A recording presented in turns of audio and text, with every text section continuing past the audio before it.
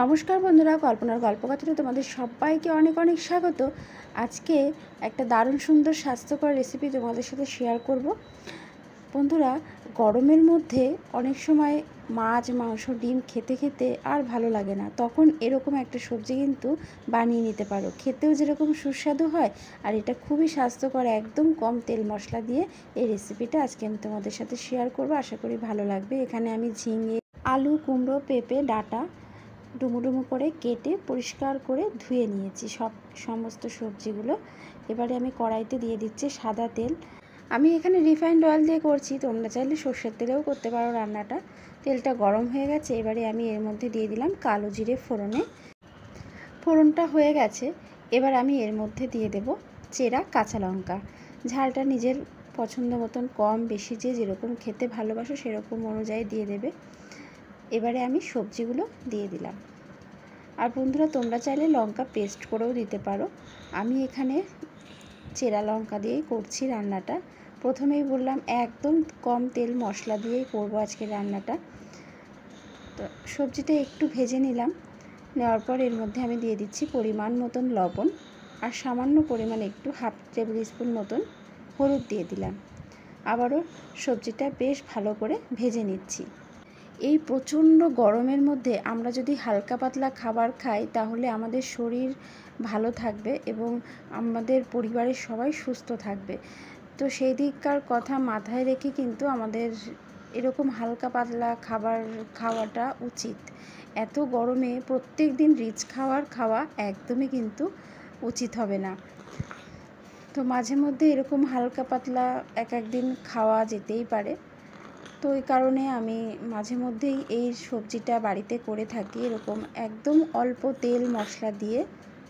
এর মধ্যে আমি কিন্তু খুব সামান্য পরিমাণ তেল মশলা ব্যবহার করছি বন্ধুরা, তোমরা তো দেখতেই পাচ্ছ।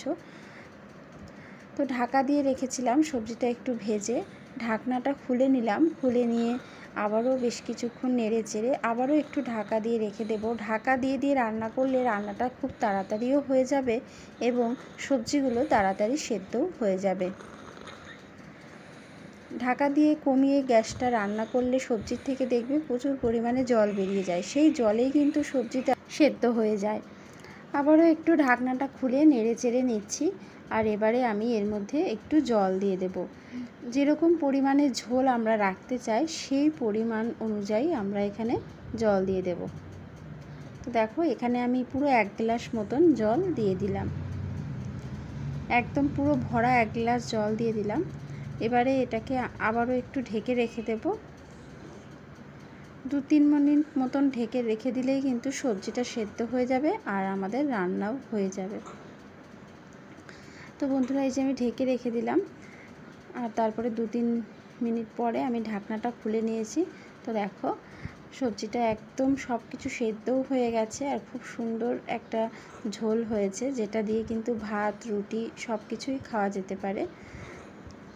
আমি কিন্তু এর মধ্যে কোনো রকম মশলা দিইনি। নামানোর আগে সামান্য পরিমাণে একটু চিনি দিয়ে দিলাম। চিনিটাকে ভালো করে মিশিয়ে নিচ্ছি সবজির সাথে। একদম কম তেল মশলা দিয়ে কিন্তু রান্নাটা কত সুন্দর হয়ে গেল আর খেতেও খুবই সুস্বাদু হয়। বাড়িতে তোমরা অবশ্যই এরকমভাবে একবার বানিয়েও দেখবে, খুব ভালো লাগবে খেতে। গরমের মধ্যে প্রত্যেক দিন তেল মশলা মাছ মাংস খেতে ভালো লাগে না, মাঝে মধ্যে এরকম রেসিপি খুব ভালো লাগে খেতে। এটা ভাত, রুটি সব কিছুর সাথেই খাওয়া যায়।